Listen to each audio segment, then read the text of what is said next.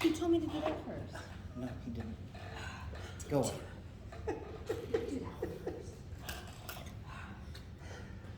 All right. Ecclesiology.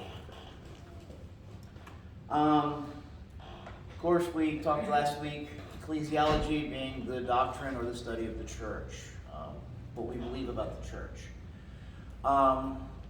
Continuing on, talking about the office of the church. Now, there were a couple of things left to do in ecclesiology, and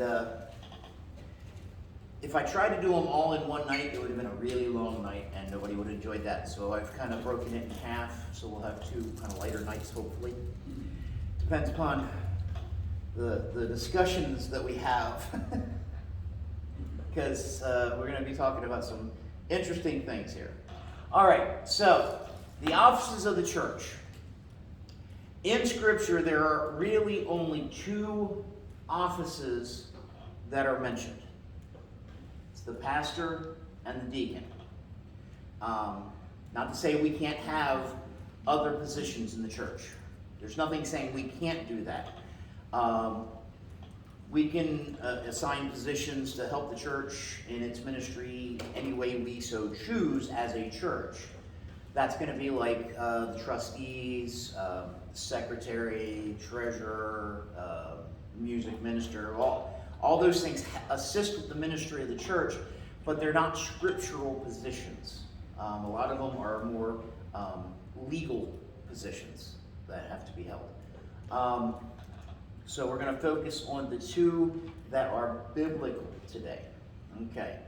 The first one we're going to talk about is the pastor. All right. Some would say this position is the most integral in the church. I would say it's the position with the most responsibility in the church. But the pastor is more rigorously scrutinized by the Bible than any other thing. So, first we're going to look at some biblical terms for our word pastor. All right? The first is actually the word pastor. It means shepherd. The shepherd leads his people. Okay? Like a shepherd leads its flock. A flock will follow the shepherd. A shepherd doesn't get behind and swing his stick to get the sheep to run, because sheep are dumb, stupid, panicky animals, and they will scatter. However, if he just walks calmly in front of them, they will follow him to anything, because of the trust that they have in him. Okay? Acts 20:28. Acts 20:28. Take heed therefore unto yourselves and to all the flock over which the Holy Ghost hath made you overseer. Feed the church of God, which he hath purchased with his own blood. So, this is a guide, basically. And we are the flock. We are the dumb, stupid, panic animals. Spiritually speaking, of course.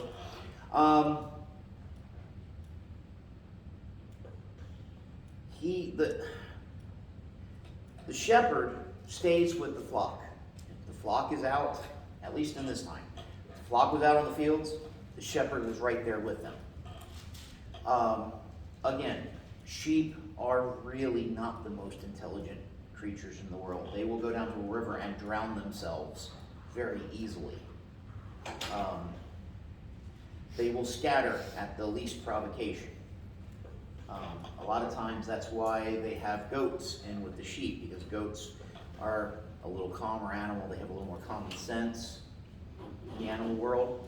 And so the goat won't panic, and so the goat will go in a certain direction, and the sheep will follow the goat.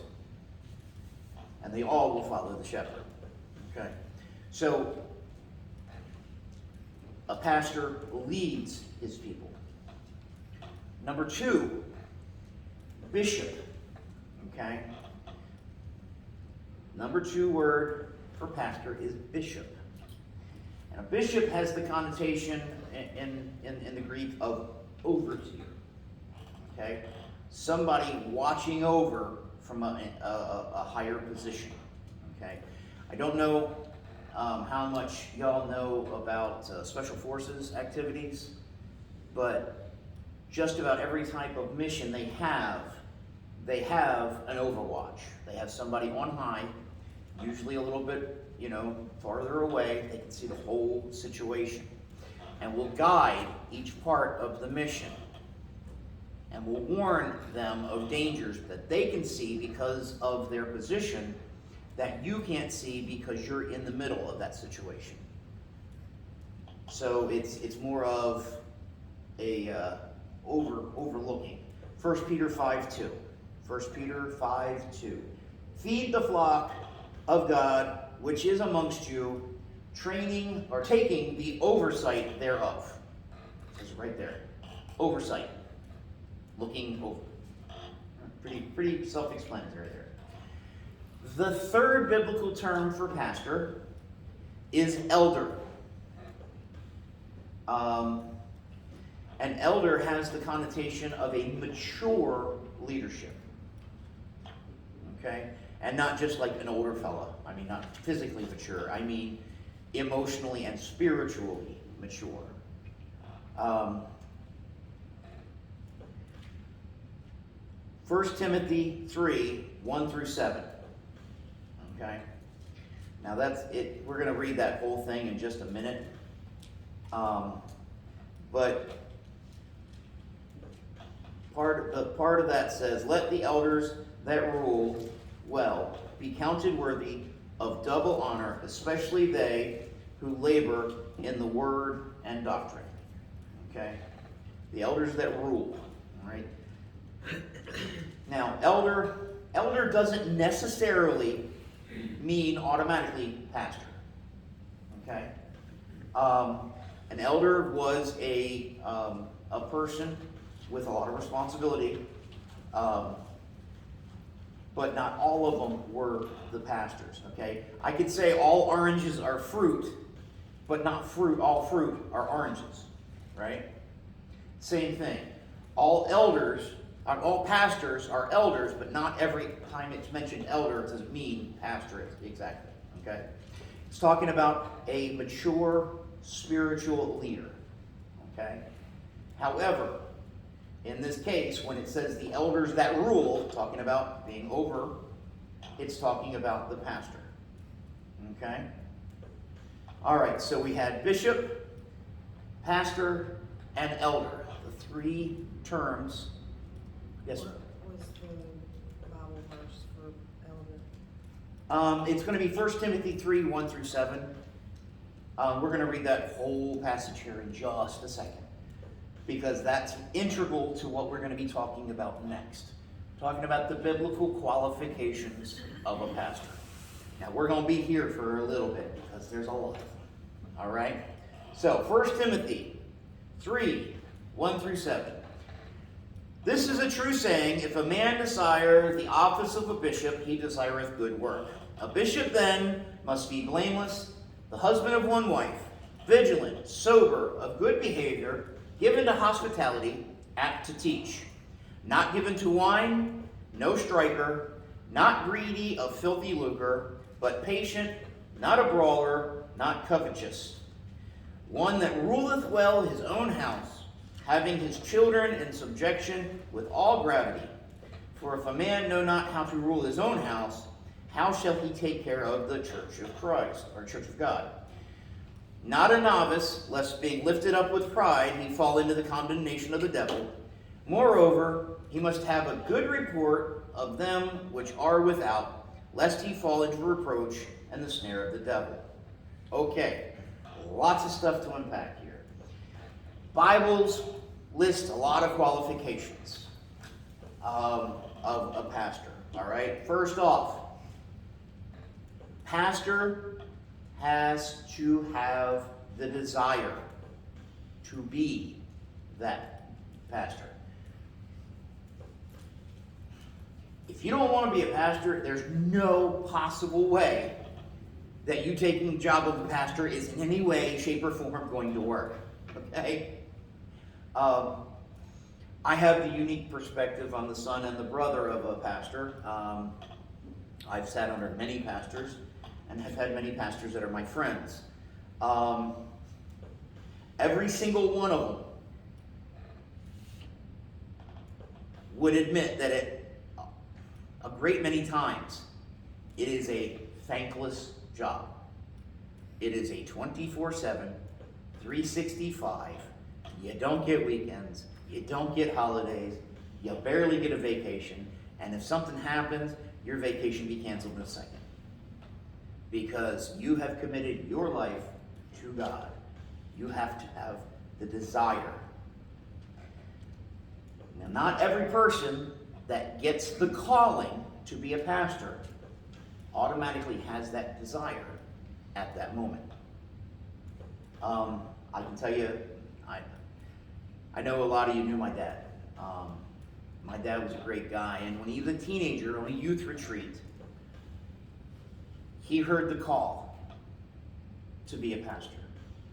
And he said, "Oh, no, I ain't doing that, God. No, no, no. You gotta be crazy to think I'm gonna do that." And so he ran, and he said no. And he said no for almost 40 years. I have no desire to do that. I do not want to do that. I am not doing that. Guess what he ended up doing? He ended up being a pastor. One of the best I've ever known. And once he became a pastor, then that desire hit him. And he couldn't do anything but do that. Seen him sick, standing up in that pulpit teaching.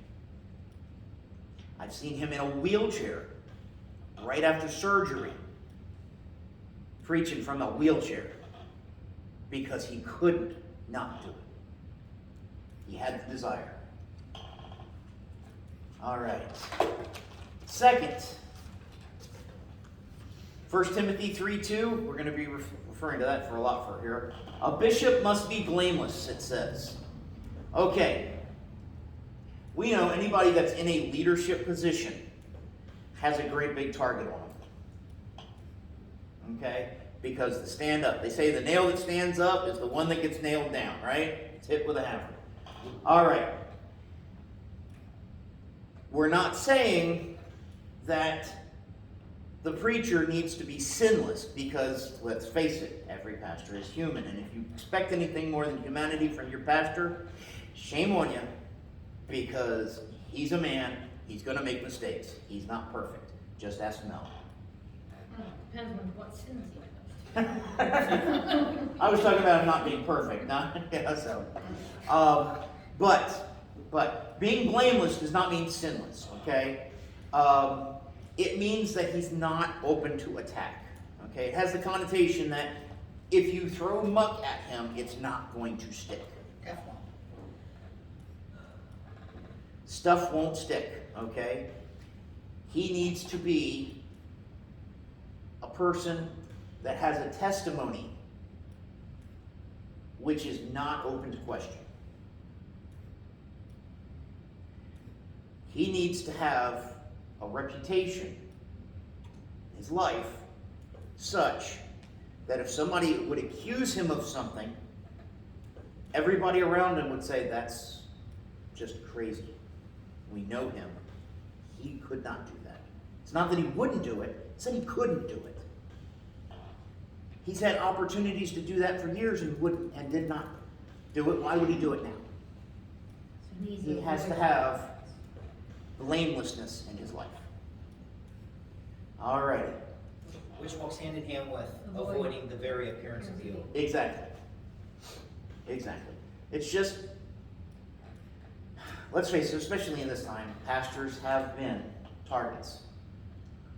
And we're not going to go into any other religions or stuff that happened there because we know that there were abuses and stuff that have happened. And not to say that every pastor has not abused his power or abuse people. But to be a true pastor, you have to have that blamelessness in your life. Okay. 1 Timothy 3:2 also says the pastor needs to be a husband to one wife. Okay. Time or Basically, the connotation is, if it was translated into our language, it would be, he's a one-woman type of man. Doesn't mean that the pastor has to be married, right? Because a pastor must be the husband of one wife. That would be like saying, you have to get married to be a pastor. And yet we know that's not true, because 1 Corinthians 7:7, Paul says, I wish that all men were as I am. Talking about being single. So we know you don't have to be married to be a pastor. So what it is, it's the connotation that whether he's married or not, he is faithful to one woman. Couldn't it mean you had to be the pastor, you had to be the husband to one wife at a time? Again, it's that he is faithful Didn't they to marry the more woman. than one back then?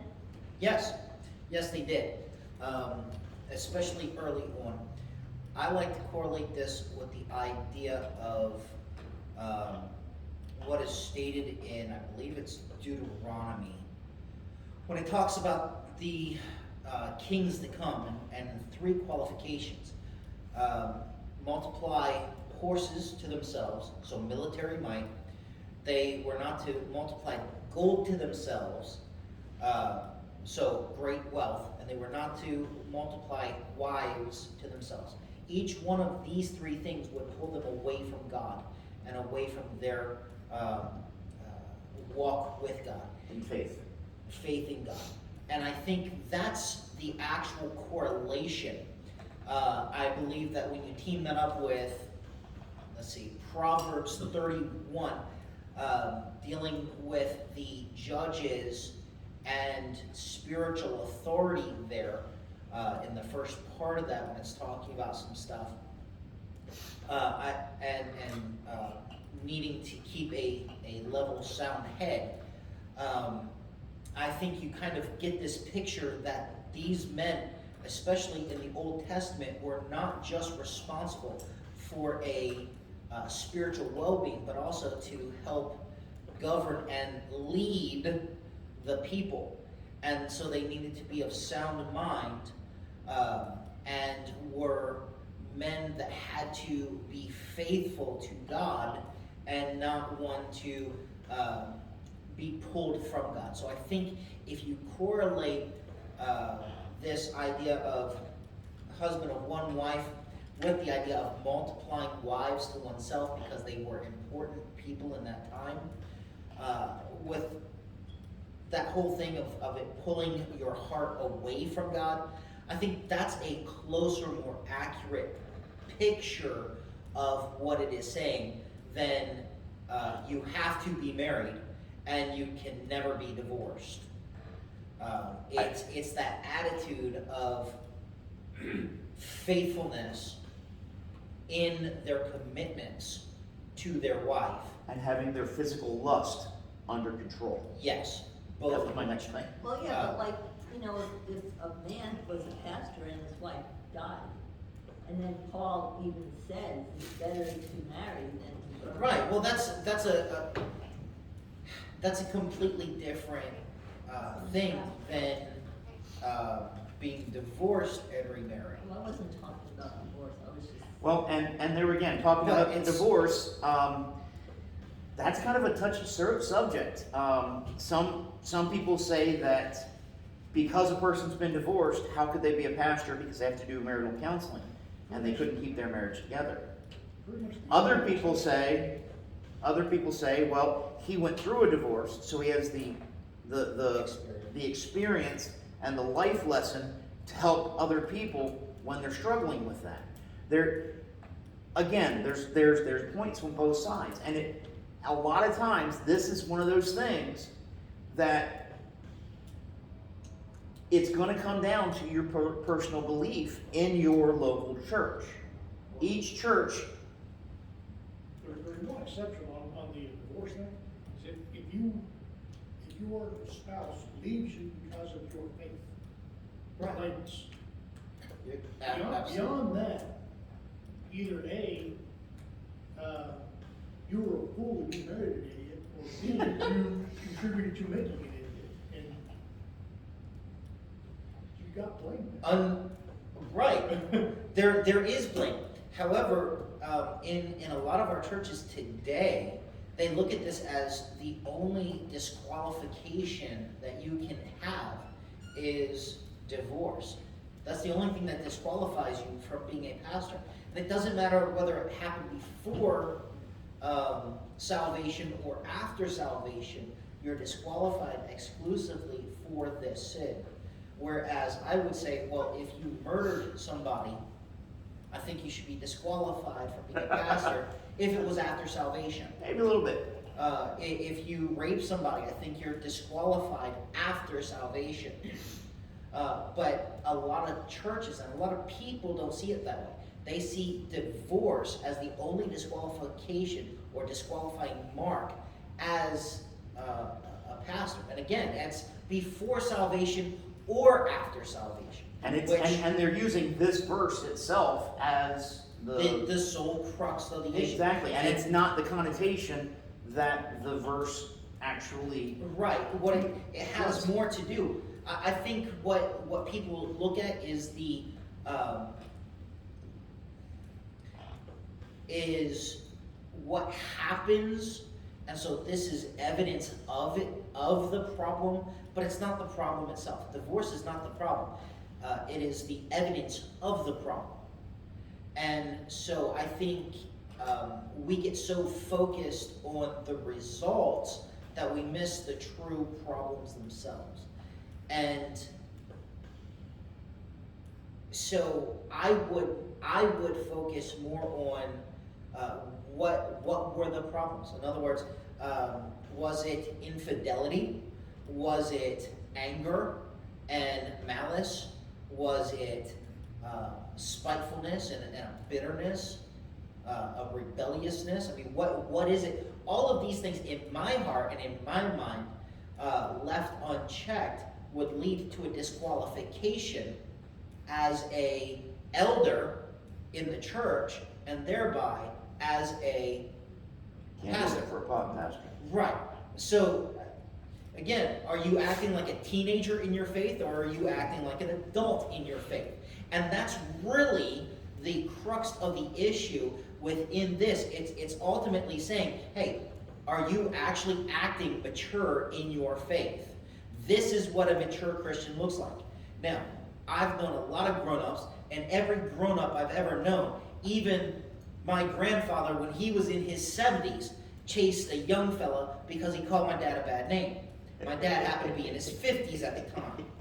And so when you understand that we all act childish every once in a while, that's not the question. The question is, are you mature with childishness sometimes, but mature overall?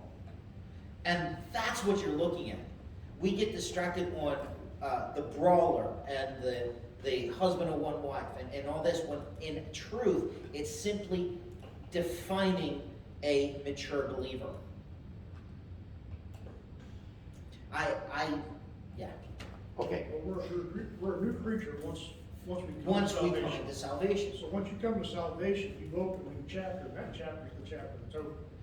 Correct. So, I mean, there's been plenty of people who were in prison, who found Christ, who came out and came into the ministry and became very effective Yes. pastors. Yes, So, I agree. prior to salvation, a whole different ballgame. And post-salvation, I believe that not everybody's supposed to be a pastor. No. Oh, No, they're not. definitely not. It should be- Again, you have to receive that calling before you can Well, even here's consider it. the problem. The problem is, in our time, it's hard to find a mature believer, let alone somebody worthy of the calling of pastor. And I say that, I don't mean to throw stones at anybody, But the idea of somebody that can actually sit down, have a conversation, have differing opinions, and still walk away okay with each other. There's not even maturity enough in our world today for people outside the church to do that in their normal life, let alone inside the church about biblical issues. To be able to say, well, we agree to disagree. There's not even that maturity outside the church, let alone inside the church. And so I think you're right. It's not for everybody. Not everybody can come close to it. But you would at least expect over time for Christians to mature and grow. But the problem is, in our culture at this time, everybody wants to be a kid and live in Toys R Us land. Yeah, no responsibility, no. Even with that, pastors are supposed to be men, not women. Right. But the exception is, if there's no man to fill the position, a woman can fill it until a man steps up to take the position, No, and then she's to step back. But that's because it is the disgrace of the man Correct. not taking his rightful responsibility in Christ. And therefore the woman must step up and must do what the man was called to do. And so it is a disgrace, not for her, for him, that she would have to. Yep. But I'm just saying, there's But- an exception to, Yes. there's not somebody available that's legitimate. You take what you got. You take what you can get. But you step aside when. Well, but it's the same thing within the family itself. When the father is not taking the responsibility, the spiritual well-being of his family, then it is the mother's job to do that. If he steps up and then wants to take on that responsibility, she needs to meekly allow him to do that. It is a God-given responsibility. Ultimately, what you see is that from the family unit to the church unit to the corporate church with Christ, it's all the same thing. It is the humbly allowing the one that is supposed to be over and in authority the right to do so. But they also have to be worthy of that authority, which is why they need to be mature. The old saying is, any idiot can be a father, It takes a real man to be a dad. And that's the difference of what's going on inside the church. You see a lot of guys that are just immature imbeciles running around playing at father, but in truth, it takes somebody willing to step up and take the responsibility of being a dad and loving his kids. Okay. Back to you, Dave Paul. All right. So, a one-woman type man. Let's get back on that. So, really quick. He has a faithfulness to him. Okay? In his private life as well as his church life. Okay? That's the point out of the one husband. In other words, actions speak louder than words. Exactly. You can hear what I say, but everybody watches what I do. All right. Next, 1 Timothy 3:2 also says a bishop must be sober. Now, this is sober in character, demeanor, seriousness. Not to say that we can't laugh, not to say that a bishop can't have a great sense of humor and be a little bit of a clown, but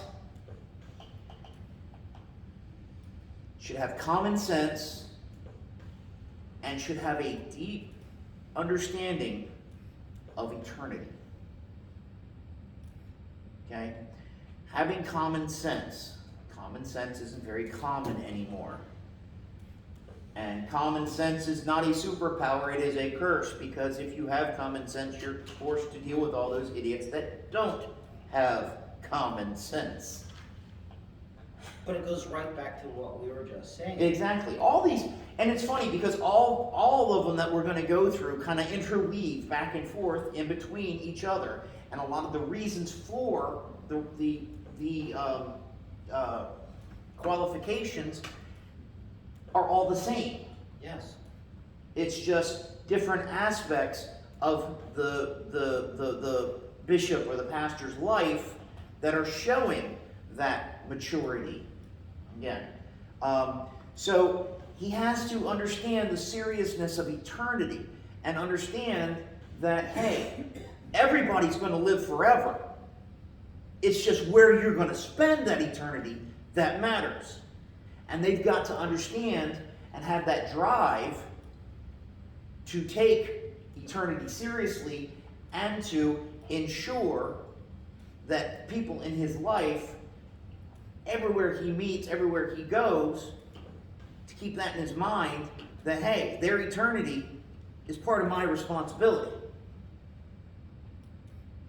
So it's a seriousness. It's not talking about drunk and sober. It's talking about a sober disposition. All right. Next. 1 Timothy 3:2 also says, a bishop must be given to hospitality. Okay. This one covers a kind of a broad range, because a pastor needs to be friendly.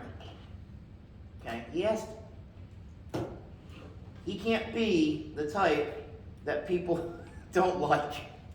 Okay? It doesn't work. You gotta remember, the pastor, now you cannot like him at one point, but he can't be that type of person that, we just don't like him.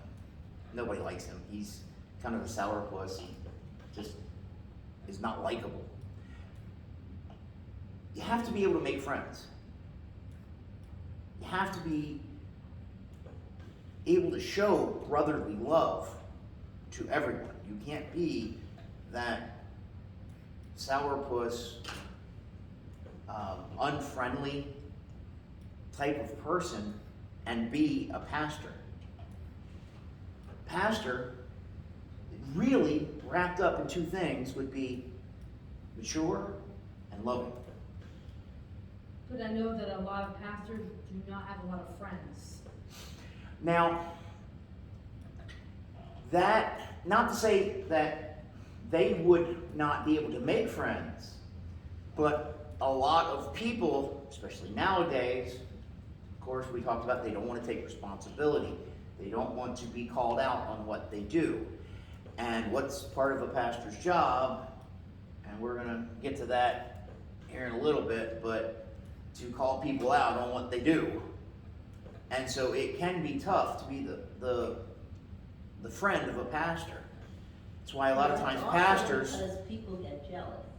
There's so many other couples in the church, as soon as they see a pastor and his wife really hit it off, maybe they were praying for that special couple that they could pray together with, share things with. As soon as other people in the church see that, jealousy starts. Oh, they're closer to them than they are to us. But not just in the church, but outside the church as well, even too. the couples And in the church, if you go out every Sunday to dinner, let's say there's 3 or 4 couples that just like to go. If there's 2 other couples that didn't get included, that can start a whole mess of stuff. yeah, and there again, that goes to, it's tough being a pastor, because you have to juggle Right. your friendliness for your congregation and your love for your congregation into not showing special favoritism for anybody, that you have to keep that distance a little bit inside the church, because you are the overwatch. You're not amongst the congregation. You are the leader. You're the first one out. You're the one that they're all following. And resentment is very easy to spark and very hard to put out. It's like a wildfire. The devil's way of tearing it apart too.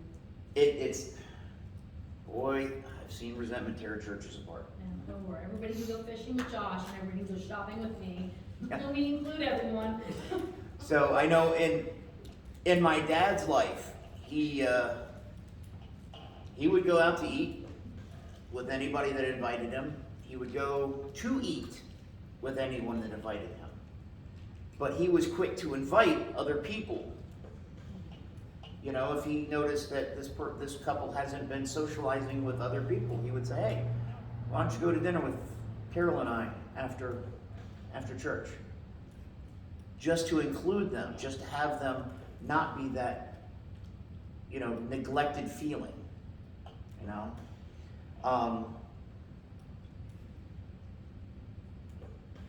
You have to be open-hearted. You have to be kind of generous, not talking about money, but generous with your personality, your time, your emotions. In all seriousness, it's personality. You have to be generous with your personality. The data shows that your sphere of influence is about 25 people. And so within a church, you have about 25 people that you are super friendly with.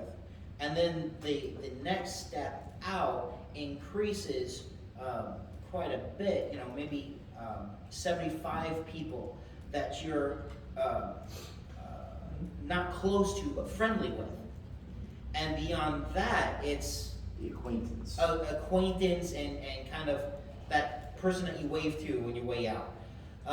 And so to understand that personality, you have to have personalities inside the church. Yeah. Everything cannot be based off the pastor's personality, because that's only going to cover about 25 people, and then he's reached his extent of influence. So there must be more personality, and the pastor then really, his personality picks up, depending on the size church, on the other personalities of the church, which is how it grows. So you have the pastor being friends with the major personalities within the church, and then they have their sphere of influence that they are heavily involved with. A lot of times what you see is that the pastor is friendly with the deacons, and then the deacons have their 20, 25 people that they're friends with, all of which are under their not just sphere of influence, but responsibility within the church.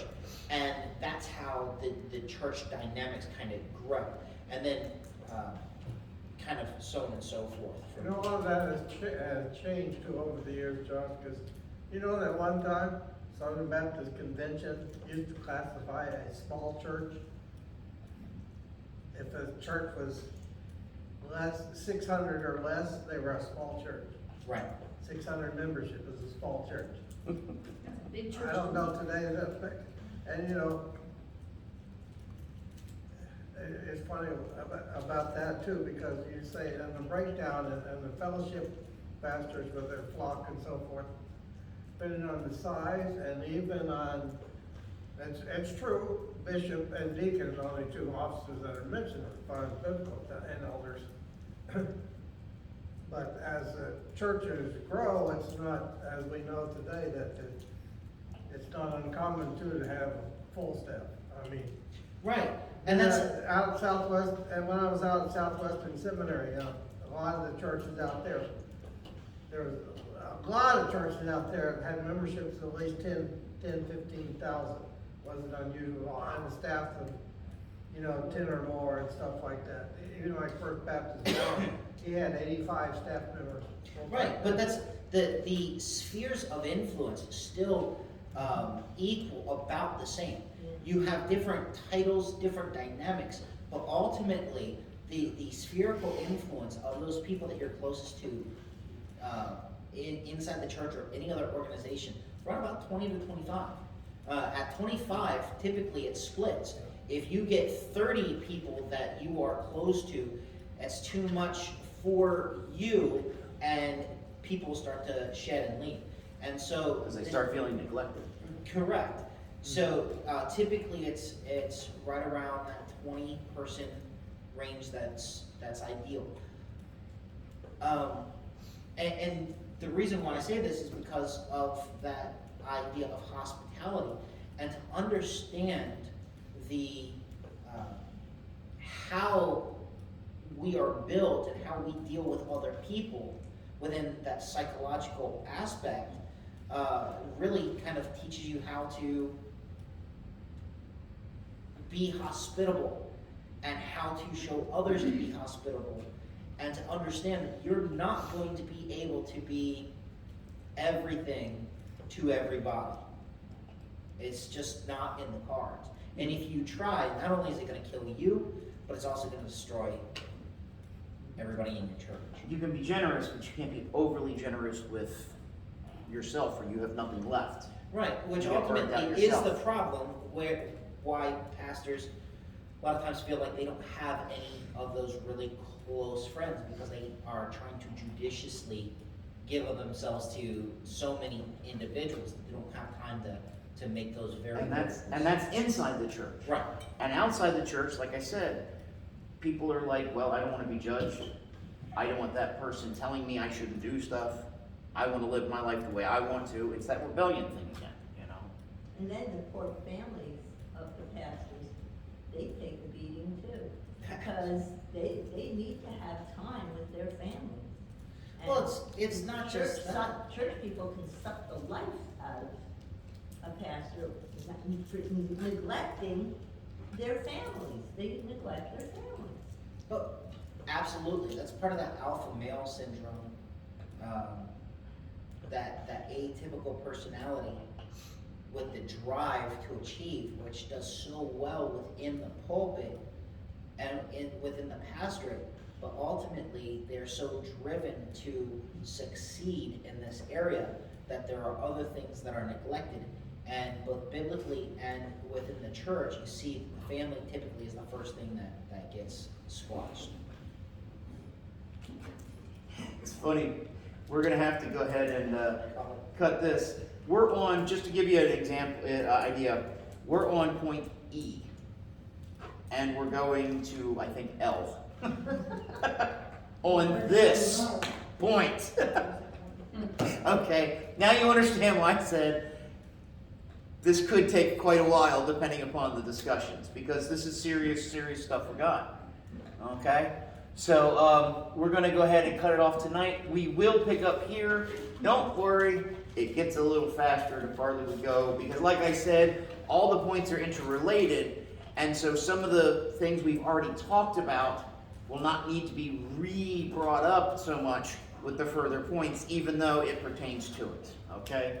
So, thank you, and I will see you next week.